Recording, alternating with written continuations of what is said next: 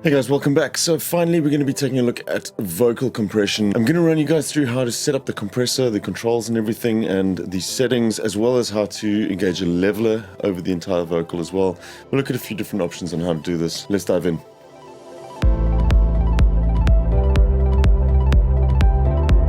Right, here we go guys. I've just got some stems from a band recording. Don't you see? I'm the elephant. So it's all pretty loose and uncompressed. We're going to focus on just compressing this lead vocal that we have here. So I've got an instance of Nectar 3 loaded up. So this is a channel strip from iZotope, which is specialized at dealing with vocal channels. We're just going to be focusing on the compressor inside of this initially.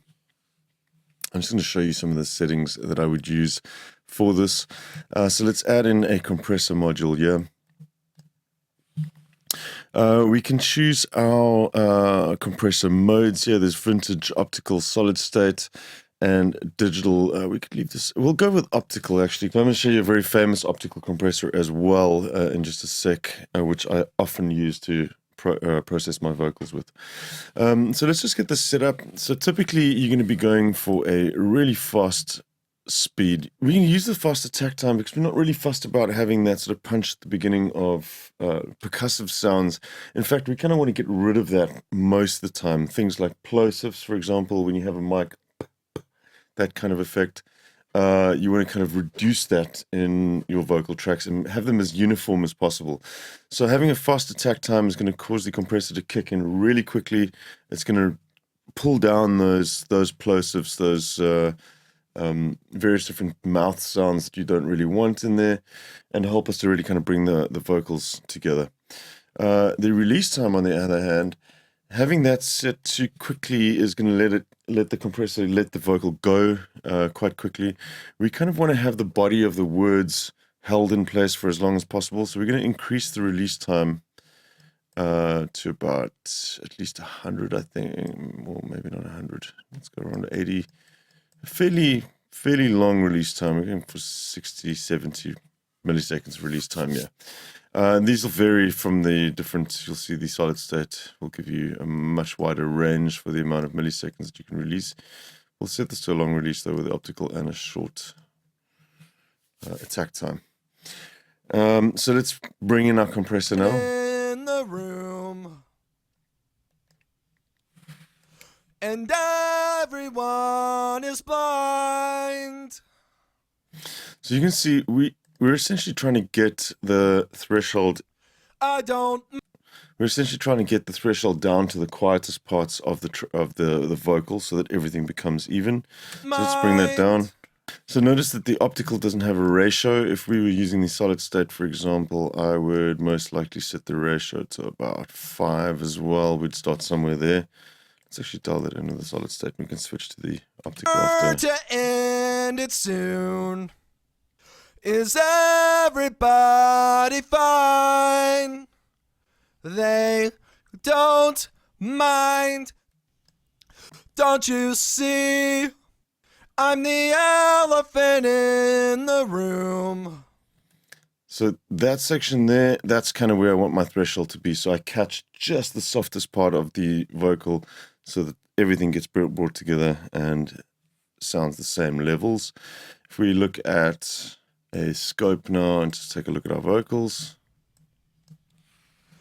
And everyone is blind. I don't mind. You can see everything, all the words are pretty much the same level. There's no massive plosive sticking out, no big S's or anything sticking out there. If there are S's, we could actually add in a de-esser at some point. You'll see this is essentially a multiband compressor like we spoke about in the multiband section. You can listen here for any S's. We're not going to have any here though. I didn't see anything that came out, but we'll bring down the threshold.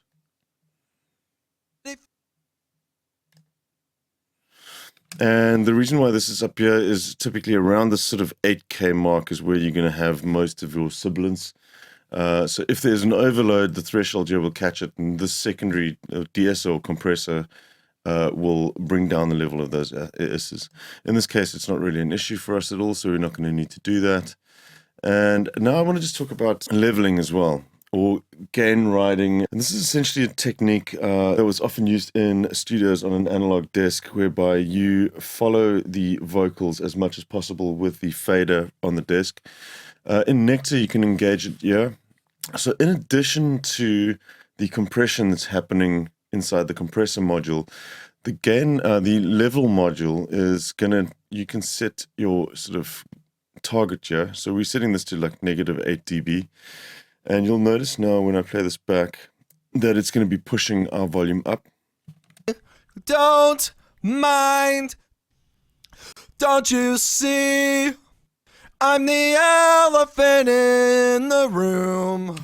It's brought up the volume a little bit now, and that is essentially, it's a really slow version of compression, which is just going to kind of gradually maintain the overall volume of your output here, just by leveling it up and down.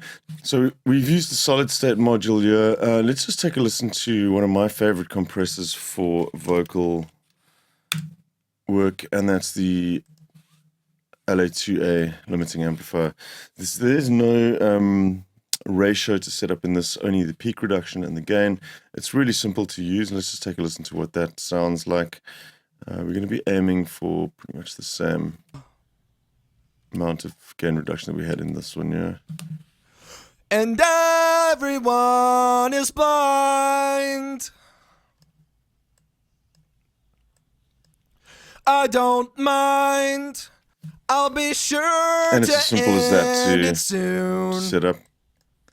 We may want to just check our scope as well. Is everybody fine? They don't mind. So I'm just squashing it down to around -7 dB gain reduction in this case, and it's doing a great job. I find the optical compressors like this are quite musical and lend themselves pretty well to vocals. The last one that we're going to look at is actually a multiband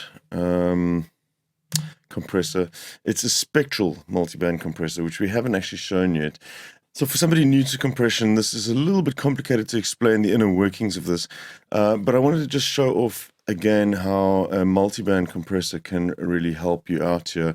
In this case, what we're going to do is we're going to play back our vocal. Don't you see? And we're going to hit capture to capture the curve of the frequencies. I'm the elephant in the room.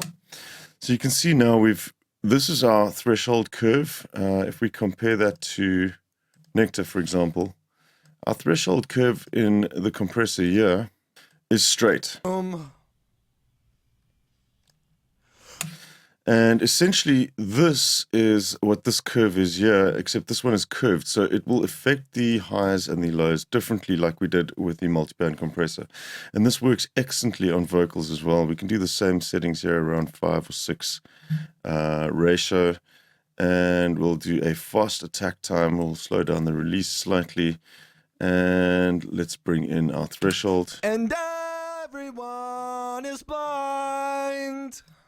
And this does a great job of sorting out sibilance as well for us. We'll just bring up the gain. I don't mind. I'll be sure to end it soon. Is everybody fine? They don't mind. And DSM does an incredibly good job of sort of keeping everything together and quite transparently without sounding overcompressed as well.